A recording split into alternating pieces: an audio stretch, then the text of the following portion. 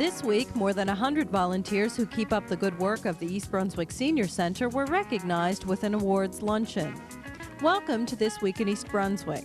This edition features the celebration at the Senior Center. A message about an upcoming series of seminars at the Center for caregivers of elderly loved ones.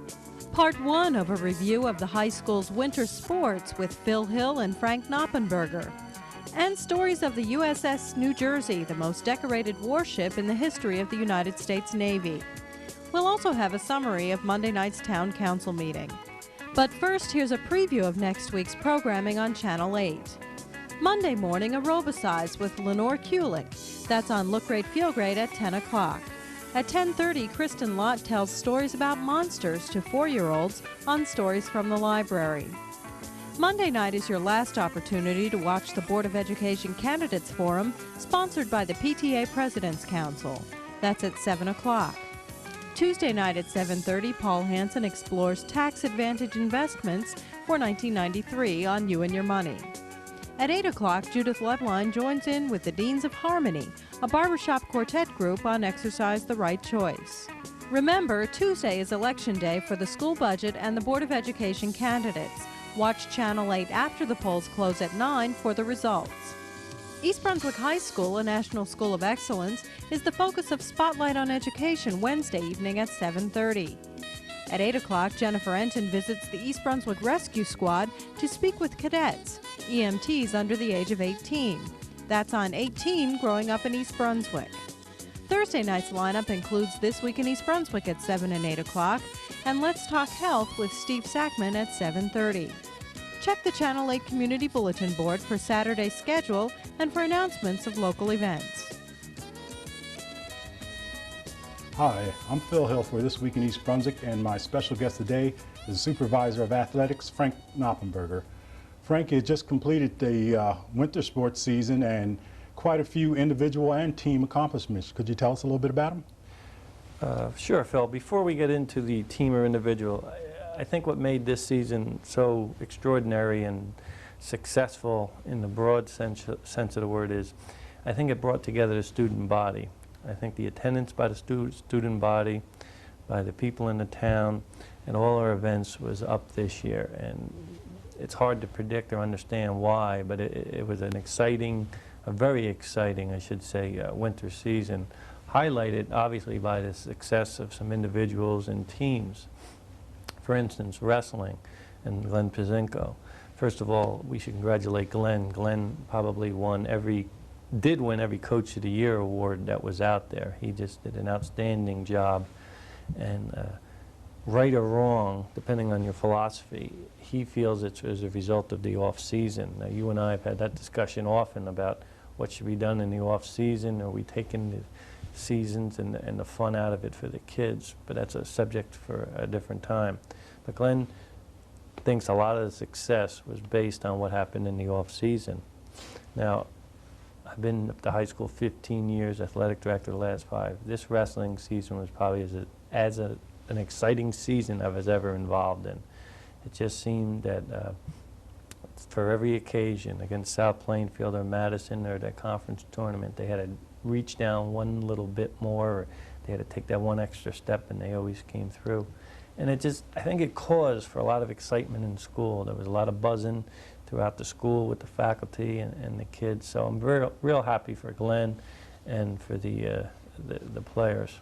Well, Glenn being a graduate of East Brunswick High School, and when he was hired, we sort of knew it was going to happen. I mean, the team sort of epitomized what Glenn was all about when he wrestled, fearless and would give 110%. So I don't think people who know about wrestling in East Brunswick were terribly surprised about it. I think the shocker, not a shocker, I don't want to say it was a shocker, but how quickly and how fast it happened in 1 year. But Glenn predicted it, and I think it was on this show, as a matter of fact, and if you play back the tape, you'll see it, that I predicted through the coaches that they would win some sort of championship. Now, they won the division, they won the conference, and they won the district, and they made it to the sectional states, the states NJSIA, where they lost out to Hunterdon Central. But it was an outstanding season for Coach Mooney, Coach Bevich, and Coach Pazinko. And that was highlighted by a lot of individuals, too. I mean, wrestling is one of those unique sports. Although the kid is on a team, he's still wrestling as an individual because he gets a win or a loss at the end of it. And I didn't see that this year. I saw kids high-fiving at the end of the match on the victory, even if they individually won or lost. So he did a great job bringing them together. And as a matter of fact, they even had a little dinner for the wrestling team by the wrestling club the other night. And what I mentioned there, that they constantly showed good sportsmanship and the traits we want as administrators and coaches the kids to display. It was always, as I said, good sportsmanship, shaking hands at the end, and you wouldn't know if the athlete won or lost as he walked off the mat. So congratulations to them. They did a super job, and they put East Brunswick back on the top in wrestling where they belong. Okay, you had some other winter sports where you had a few championships as well. Well, the basketball is, I think it's one of those teams that no one can be satisfied enough. And they made it to these state sectionals, the state finals of the whole state. And I think that may have been the first time in the school's history. And that's a credit to Reggie and the gals and what they do in the off season. It's just amazing how girls basketball has changed. I mean, since you and I were in high school. I mean, I think the last time we won a sectional championship at East Brunswick in girls basketball, I think they were playing 3-on-3 basketball where they could never go over half court. That's right. But I mean, now we play, I kind of always kid Reggie, Coach Carney, and tell him it's like almost like Kentucky, the way we play. So the girls, they won the Red Division, they won the sectional Group 4, and they made it to the finals of Group 4 throughout the state. And we're back on the map as far as girls basketball in East Brunswick the last few years. Now we're a team to play, a team to reckon with, and will always be mentioned in the ratings. They actually went as far as any Central Jersey team has ever gone in state playoffs, the girls basketball team. Any girls basketball team has ever gone. At the Group 4 level. Right. Yeah, I didn't realize that, Right. but that's why I guess you're the expert. And Group 4 was tough this year. The girl Dixon at Linden, I've had many people tell me that she's the best girls basketball player in the country. I mean, and you know, we lost to them, and maybe we could have won if we had a couple breaks here or there, but we were in the game and they knew it, and it was an exciting season. That too captured the hearts of the community, the girls basketball, and the crowds at these high school girls game. It was just exciting. It's an exciting team to watch. Okay. And next year I think it'll be very similar. I think we have the kids coming back, and I know I'm not mentioning many kids or the athletes, but it looks to be that the same type of team, maybe not as many three-point shots with Carol even, but with Kristen Breen coming back and Colleen King and Katie Whalen and Courtney Bloor, there's a nucleus there. It'll be a different type team. They'll be winners, no doubt about it. The boys basketball team, not quite as successful, but I think you'd have to agree they achieved probably, they're certainly a much better team, I think, than their numbers indicated, and they played the tougher teams around the county extremely well. I think it was one of those years where the Red Division, which you know we're in, was just outstanding, and every night it was a battle with Stevens, with Perth Amboy and St. Joe's, and then our out-of-division games, you know, we went against South Brunswick. So it was a tough schedule, and I don't think we were blown out of any game. Maybe one, maybe two. We were in every game. That's a credit to Coach Henning. The kids just, sometimes the ball doesn't go in. Look at Michigan. Right. The ball just didn't go in. That's once right. or twice, and you lose the game. They talk about the basketball. There's so much transition, so much changing going on. Well, in that first period, in the first shot of the game, when I didn't box out and he followed up and put the ball in, that's 2 points is just as important as in the end. Right. And it just seemed that every once in a while we'd go boys basketball, we'd go through a spell of 1 or 2 minutes where the ball wouldn't go in. I think Phil Hill put a lid on the basket or something. You were Allender, and the ball just wouldn't dink in. Just didn't go down, really. And you know, and that's why it's a sport, and that's why it's fun, because you just turn the page and it's the next day, and then we have the next challenge. But certainly an exciting year for the boys basketball, and Bo, they have nothing to be ashamed of. And Bo said it best at an assembly. He said the kids gave their best all the time, and that's it. They can look in the mirror and they said, hey, we tried our best and we came up short. And to me, that's success. Well, you mentioned Bo and you mentioned Reggie and Glenn Bazinko, and we can talk about it another time, but I think a lot of success has to do with the quality of the coaches that East Brunswick has, and I'd really like to talk to you about that sometime in the future. I know we got a lot of other sports, bowling and a lot of other winter sports we want to talk about. We're about out of time right now, but I'd like you to come back next week so we can talk about some of those other sports. Certainly, it'd be my pleasure. For This Week in East Brunswick, I'm Phil Hill. This year's proposed $60.7 million school budget includes a $1 million plan to expand the high school and build 6 new science labs. Some residents and school board members and candidates spoke out against the plan at the April 1st budget hearing, stating existing science labs are in poor shape but could be renovated for less. On the other hand, many residents and school board members and candidates spoke in favor of the plan. Superintendent of Schools Dr. John Kopko explains the proposal. We're planning on building 6 new laboratories, which would be located between buildings 6 and 7, and they would replace the science laboratories such as the one that we're currently standing in that was built back in 1957. This laboratory specifically can no longer be used as a science laboratory, and it's not being used as that now. The gas, the water lines do not work in here. There are no utilities. And as you can see, if you were looking at state-of-the-art science labs, this is extremely small to put 24 students and expect them to operate effectively and efficiently in a science environment. One of the problems is that the labs that are being used are at the very end of the various buildings, so the gas doesn't reach some, and you have to have the gas brought in through pipes in the ceiling. Yeah, the labs are located in various parts of the building, as you mentioned, and the gas has to sometimes be transported by teachers between building and building. By doing this, we'll be consolidating our science areas into one area, and I'm sure that'll be a lot better than what we're currently dealing with.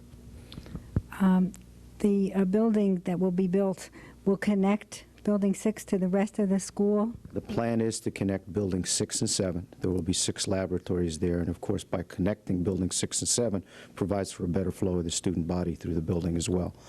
We will be starting with 14 science laboratories, and we will be finishing with 14 science laboratories. So we will still have the same amount of labs as what we currently have. So as a result, this in no way, shape, or form would have anything to do with reorganizing the 9th grade to the high school. It doesn't address that situation. Now, the labs that are being replaced will be turned into regular classrooms. Is that correct? They'll be turned into regular classrooms. 4 of those 6 will replace the current, I shouldn't say the current, but the once portable classrooms that we had out here and were demolished. And we do need some additional space next year for special education students here. So that will take care of that as well in the future. If the budget is approved, when will this construction be completed? Well, we would hope as soon as possible we would be able to get the shovels into the ground, but if everything went according to schedule, probably September of 1994. What else is in the proposed capital outlay budget? Well, there are several other areas that we're looking to upgrade and repair, specifically roofing projects. We'll be replacing the roof at Bound Monroe School, and we'll be doing the second half of the roofing project at Frost School.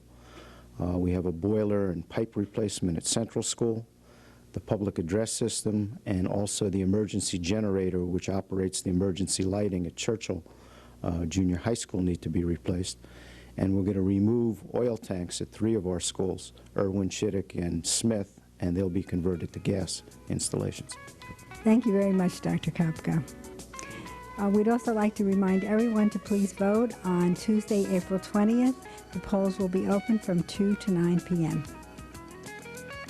At Monday night's Township Council meeting, Mayor Ira Skowski presented a proclamation to the East Brunswick Grange. Whereas another year has passed us by bringing with it a multitude of opportunities, responsibilities, and problems that have tested the minds of those of us who live in this great country. And whereas the Grange has worked effectively through its subordinate Pomona state and national organizations to make our views and wishes known. And whereas we look about us and see mother, father, brother, and sister in our social gatherings and are proud that the principles and ideals under which the Grange operates makes this possible. Now therefore be proclaimed that I, Ira Oskowski, Mayor of the Township of East Brunswick, do hereby proclaim that April 18th through April 24th, 1993, be set aside as Grange Week for the purpose of planning activities, celebrations, special displays, and open meetings to let non-members know we are proud of the Grange, its accomplishments, and its contributions to improve the quality of life and to challenge our members to rededicate themselves to continuing to do their part in meeting county, state, and national issues for a better America. Be it further proclaimed that Civic Center Drive shall be renamed Grange Drive during this period. Grange doors open wide, and we say welcome to all. In other council news, several residents came to the meeting for the public hearing on Resolution 9590, which requests to the U.S. Postmaster General that all East Brunswick residents receive mail through the East Brunswick Post Office. Several East Brunswick residents who live on or near Riva Avenue have Milltown mailing addresses. Many of them want their addresses changed to East Brunswick to reflect where they live. The council or the administration doesn't have the power to make the change, but we do have the power to recommend, at least to the post office, which way the residents feel. My comment to the council is, and some people may not like it, but I think this is really the democratic process, and we got some of the towns out of, some of the other post offices out of the way. We still have the problem with Milltown. There were mixed feelings among audience members about changing all addresses to East Brunswick.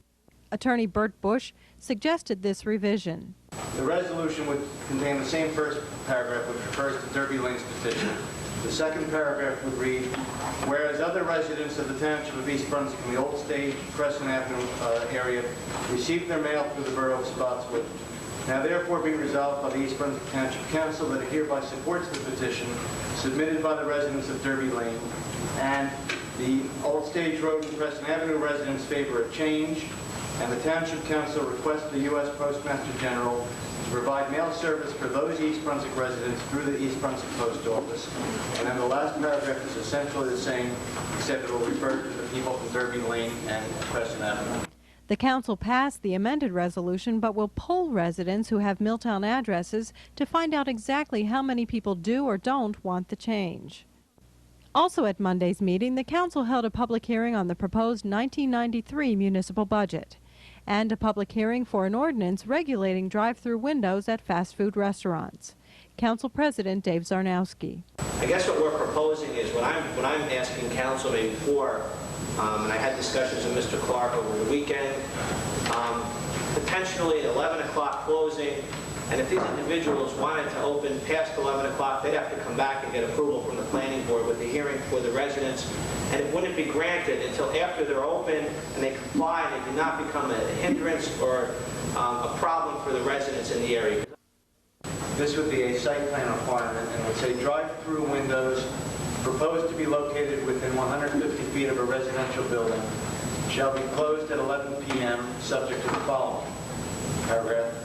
After the fast food restaurant is open and the drive-through window is in full operation, the applicant may seek modification of site plan approval by returning to the board which granted site plan approval. Such modification may include a later closing time of the drive-through window. The applicant for such modification shall conduct noise meter tests between 9 p.m. and 10 p.m. for 7 consecutive nights and shall submit the test results to the appropriate board. The board shall conduct a public hearing and will determine whether the noise meter test results comply with the township noise standards and whether such later closing time of the drive-through windows is consistent with the health, safety, and welfare of the adjacent residents. Once a year, the Senior Center formally recognizes the volunteers who keep it running. Included this year were members of the advisory board, the kitchen volunteers, income tax preparers, volunteer instructors, outreach volunteers, activities coordinators, members of the knitting and handicrafts group, and the Hawaiian dancers, who bid a very fond farewell to their instructor, Erica Nigman. This year's Volunteer of the Year, Rose Hyatt, was unable to attend the celebration. Those who did attend enjoyed several numbers by the Franklin Township High Steppers. For information about joining the Senior Center, call 390-6786. Good morning. My name is Cynthia Schachter, and this is the East Brunswick Department on Aging. Today I'd like to talk to you about a problem which is somewhat new in our society. The aging process has reached new levels.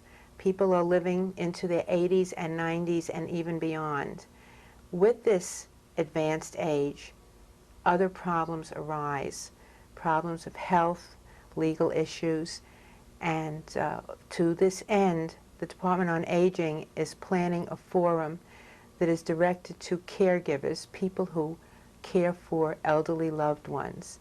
The facilitator for this program is the counselor with the Office on Aging, Kathleen Enns, and she's here to tell you a little bit about it. Kathleen? Okay, well, it's a caregiver support group which will be held for 6 sessions. It'll be beginning on Wednesday, April 28th, and it will be held for 6 consecutive Wednesdays. It will be for caregivers, primarily of East Brunswick, and the 6 topics that will be covered during these sessions will be dealing with issues such as the caregiver's need for respite, different housing alternatives, community resources that are available, financial and legal concerns, issues of normal versus abnormal aging, and methods for improving communication. Would you like to tell us the times and some of the names of the presenters? Well, we do have a representative from the Middlesex County Legal Services, Dawn Shanahan, who will be presenting on the legal aspects concerned with getting older and planning, as well as Sanford Rudin, who is from the Freehold, attorney office, who will be talking about financial planning for the elderly. And we will also be having Sarah Thompson, who is a gerontological nurse from St. Peter's Medical Center, talking about the normal causes for memory loss as well as what's not so normal. Thank you, Kathleen. These sessions will be held from 7 to 9 on 6 successive Wednesdays. People who are caring for their elderly loved ones have special difficulties and special rewards. We want you to know that help is available. If this program is appealing and fits your needs, please call Department on Aging at 390-6809 and speak to Kathleen. We look forward to seeing you. Hi, welcome to This Week in East Brunswick. I'm Steve Sackman, and today we are speaking about the 50th anniversary of the Battleship, New Jersey. And with me today to discuss it is Frank Harris and Leo Meyer. Gentlemen, thanks for coming. Thank you for having us. Leo, let's start with you. First, tell us, what is your relationship with the Battleship, New Jersey? When did you serve? I served aboard the Battleship, New Jersey from 1950 to 52. I belonged to the Naval Reserves because I had been in the Navy before, and when they were taking the Jersey out of mothballs, they recalled me into active duty. And what did you do on the ship? I was a boatswain mate's first class, and I was in charge of the 7th Deck Division, which consisted of, maybe 135 men, one of the bigger divisions on the ship. And our job was twofold. We also had to take care of the upkeep of the ship, plus we manned all the 40mm guns on the starboard side during general quarters, which was firing at the enemy and maintaining them, to keep them up to par. In other words, my division was sort of divided in two, with gunner's mates and seamen. Gotcha. And you, Frank, you were there when? Well, I was in the served on the Jersey from 1952 to 56. The Jersey made 2 cruises to Korea. Leo was on the first cruise in '52, and I went over in '53.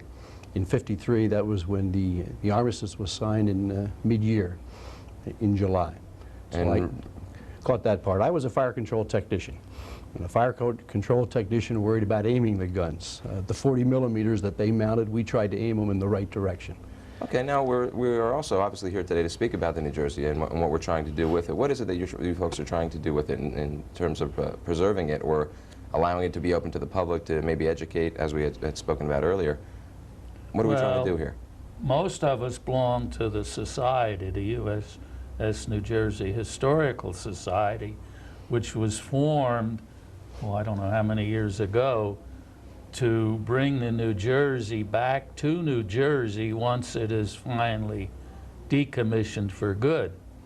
But every time they work on it, why it's recommissioned, goes back into active service, then we have to start all over again, working on bringing it back again.